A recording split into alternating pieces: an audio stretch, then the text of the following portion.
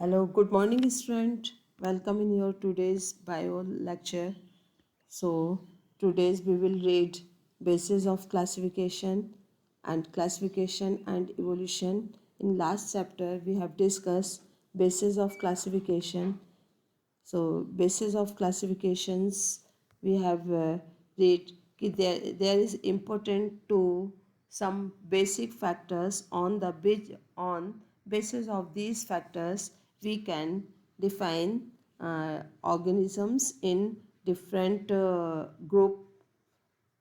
Okay, student. So there are some what are some concrete examples of such characteristics used for hierarchical classifications.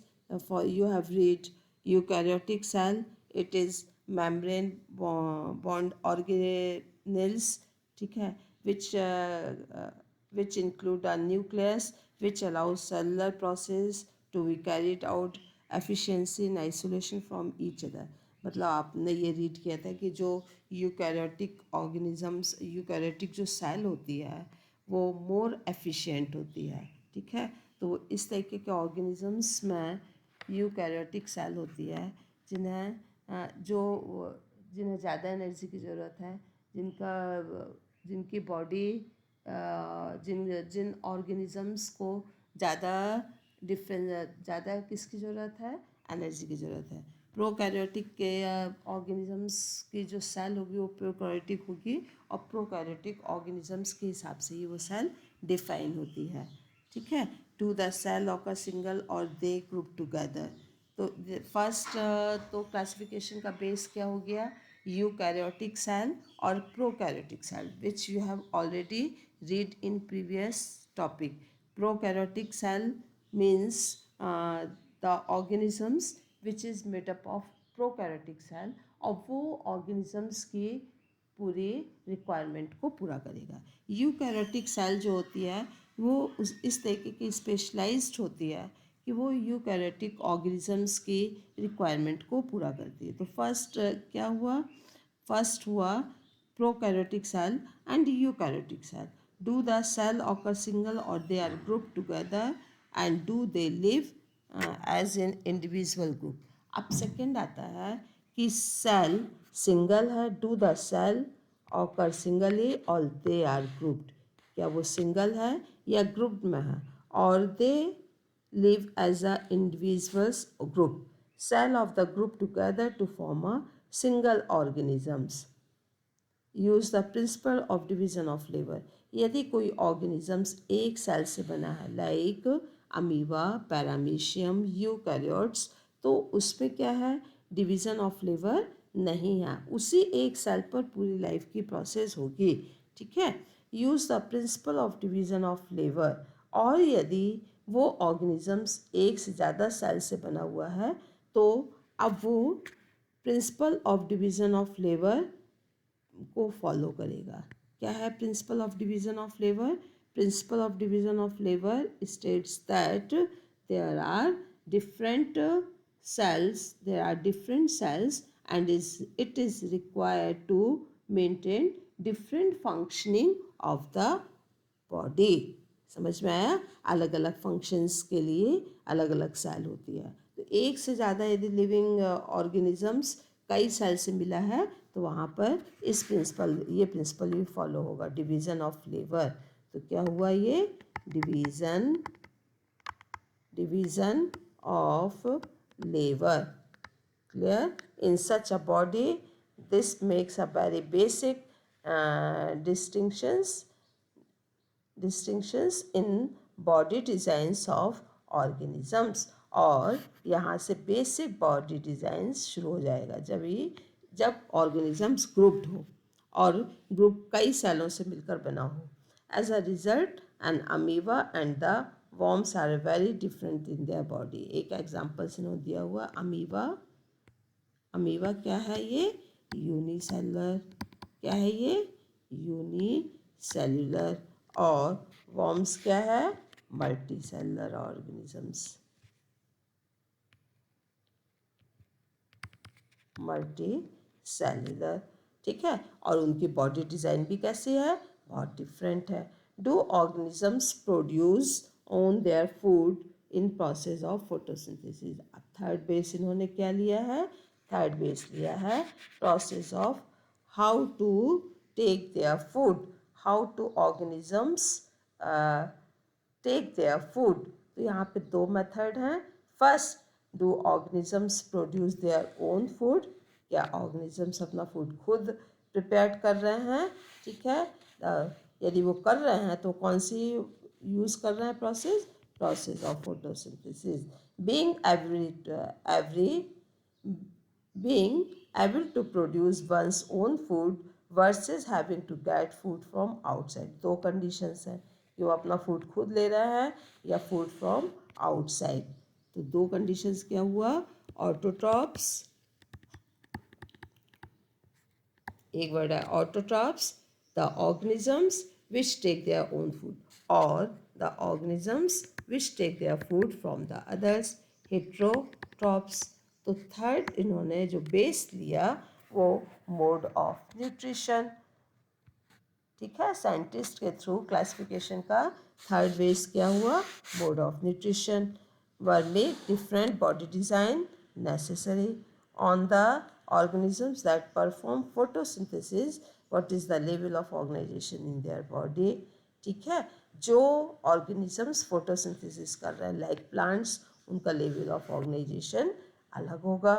Of the animal, how does individual body develop and organize in different parts, and are specialized organ found in different functions? Animal में क्या है कि किस तरीके से animal की body, किस तरीके से इंडिविजुअल बॉडी डेवलप हुई और उस ऑर्गेनाइज इन डिफरेंट पार्ट, और उसके डिफरेंट पार्ट्स ऑर्गेनाइज होके और कुछ स्पेशल ऑर्गन फॉर्म होके स्पेशल फंक्शनिंग को पूरा करते हैं और ऑर्गेनिजम्स की कंप्लीट नीड को, ऑर्गेनिजम्स की नीड को कंप्लीट करते हैं. तो these are the basis of classification. So their basis of classification क्या हुआ? Basically first, type of cell, types of cell. Second हुआ ऑर्गेनिज्म यूनिसेलुलर और मल्टीसेलुलर, यूनिसेलुलर और मल्टीसेलुलर.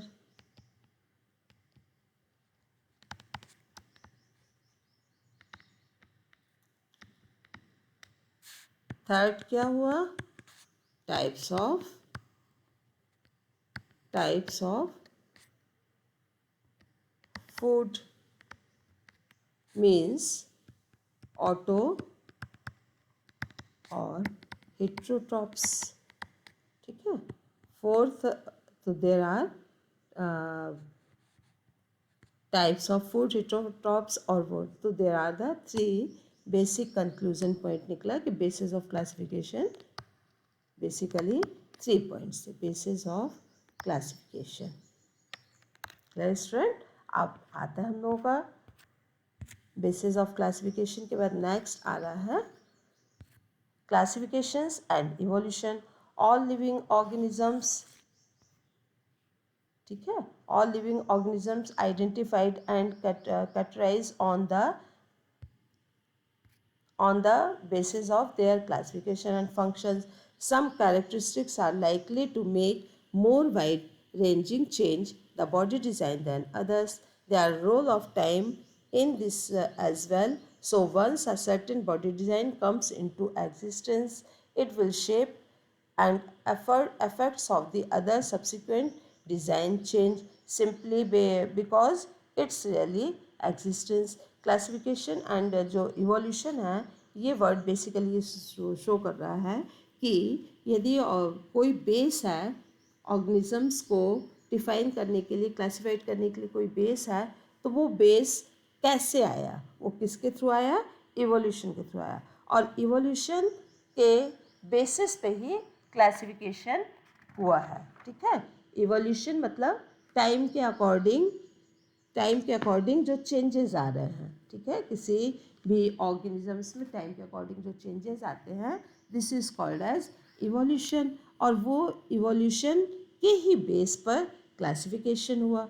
जो अर्लियर जो ऑर्गेनिजम्स थे, जो पहले आए थे, वो सिंपलर ऑर्गेनिजम्स थे, और जो बाद में डेवलप हुए हैं वो कॉम्प्लेक्स ऑर्गेनिजम्स हैं और न्यू ऑर्गेनिजम्स हैं। ठीक है, तो there are role of time in such as well as, so one certain body design comes into existence. और इस तरीके से जैसे जैसे ऑर्गेनिजम्स को रिक्वायरमेंट हुई उसकी बॉडी डिज़ाइन चेंज होती गई, क्योंकि उसको एग्जिस्ट करना था। It will shape and efforts of all other subsequent design changes simply because it's already exists. In other words, characteristics that come into existence earlier.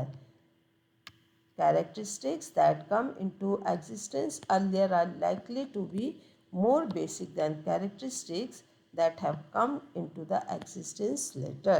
क्या आप कह रहे हैं कि जो कैरेक्टर पहले आए हैं, जो कैरेक्टरिस्टिक फीचर किसी ऑर्गेनिजम्स में पहले आए हैं, वो ज़्यादा बेसिक हैं, ठीक है, और जो कैरेक्टरिस्टिक्स बाद में आ रहे हैं वो धीरे धीरे कॉम्प्लेक्स होते गए। तो पहले जो अर्लियर कैसे थे, ठीक है, अर्लियर ऑर्गेनिजम्स सिंपल, और जो बाद में आया लेटर जो आया ऑर्गेनिजम्स, ठीक है ना बेटा, लेटर ऑर्गेनिजम्स और बाद के ऑर्गेनिजम्स कैसे हुए हैं, complex.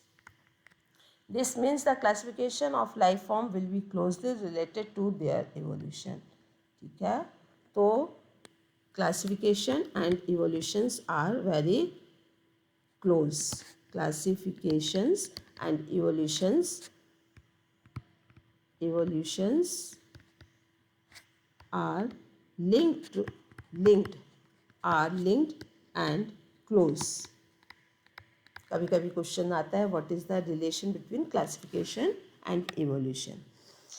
Charles Darwin first describe the idea of evolution in 1859 in his book The Origin of Species. When we connected this idea of evolution to a classification, we will find some group of organisms which have ancient body design and which have not changed very much. अच्छा, इन्होंने Charles Darwin ने evolutions के ऊपर book लिखा हुआ है, और उन्होंने बताया कि कुछ ऐसे ग्रुप ऑफ ऑर्गेनिजम्स जिनकी बहुत पुरानी बॉडी डिज़ाइन है, एशियन बॉडी डिज़ाइन, और वो बहुत कम चेंज हुई है। We will also find some other group of organism that have acquired their particular body, और कुछ ऐसे ग्रुप ऑफ ऑर्गेनिजम्स हैं जिन एक्वायर्ड मतलब एक्सेप्ट कर लेना, जिन्होंने देयर बॉडी डिज़ाइन को एक्सेप्ट किया है according there surroundings. It is called as relatively recently.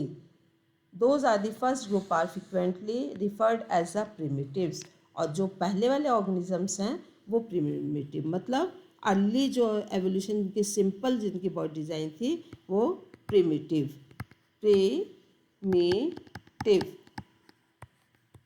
ठीक है, और जो और प्रिमिटिव और लोअर, प्रिमिटिव और lower organisms. A second group is called advanced or higher. दूसरा क्या हुआ, advanced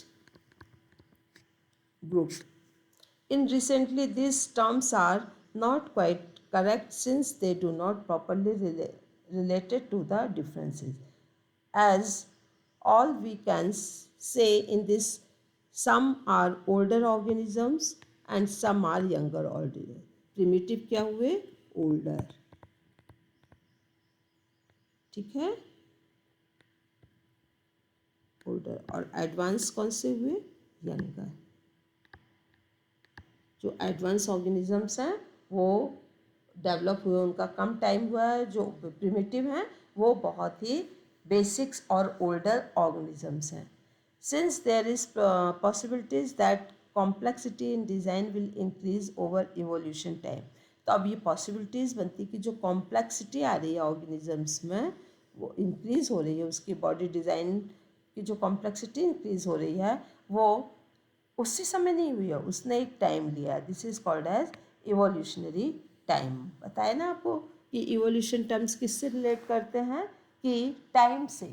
मतलब इवोल्यूशन अचानक से नहीं होता है, ये क्या होता है? It is process by which early organisms on the earth are diversified into various form through a slow and continuous process. ये बहुत स्लो कंटिन्यूस प्रोसेस है, टाइम टेकिंग प्रोसेस है, और अर्थ में जितने भी डाइवर्सिफिकेशन है ऑर्गेनिजम्स के, दैट इज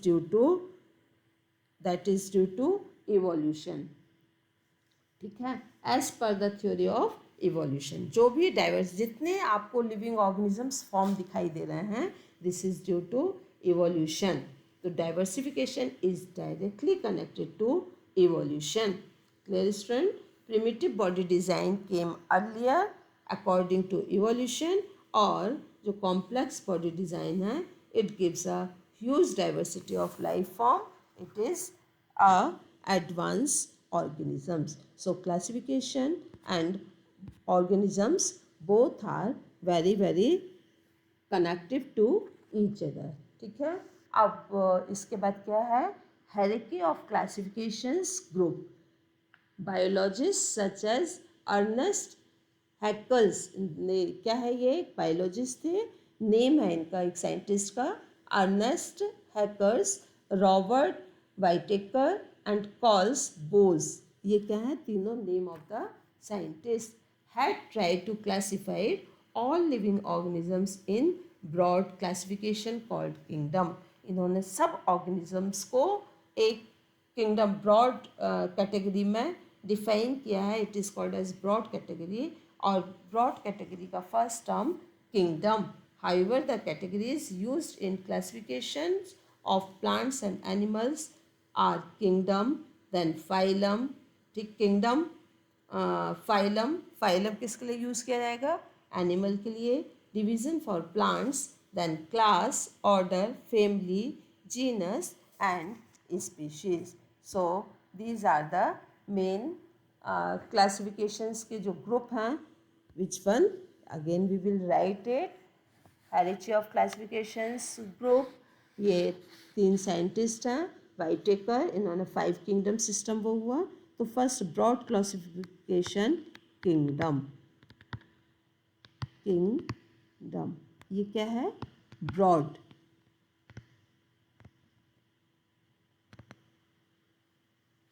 ठीक है, क्या है ये? ब्रॉड क्लासिफिकेशन किया है।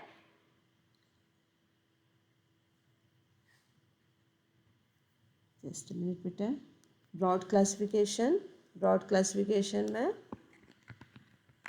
Again we will discuss it. Broad classification, first है kingdom, first kingdom, second phylum. ठीक है, फाइलम किसके लिए यूज होगा? एनिमल के लिए। और फाइलम के अगेंस्ट डिवीज़न, ये दोनों सेम है। डिवीज़न किसके लिए यूज होगा? प्लांट्स। थर्ड टर्म आया class, order, class, fourth order, fifth family,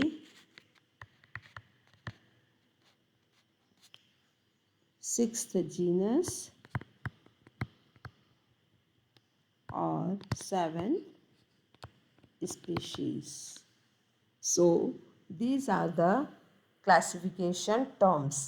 first organisms पहले किंगडम में डिफाइन होगा, देन फाइलम, यदि एनिमल है तो फाइलम में, प्लांट्स है तो डिवीज़न में, then class, then order, then family, then genus, then species. Species is अ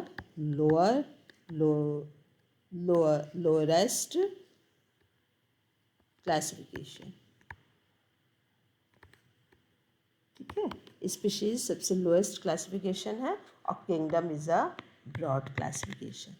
यदि ऑर्गेनिजम्स इन पॉइंट्स पर डिफाइन कर दिया तो उसकी आइडेंटिटी कंफर्म है। So these are the hierarchy of classifications group और 5 किंगडम सिस्टम। तो हायरार्की में अभी आपको कंप्लीट किया।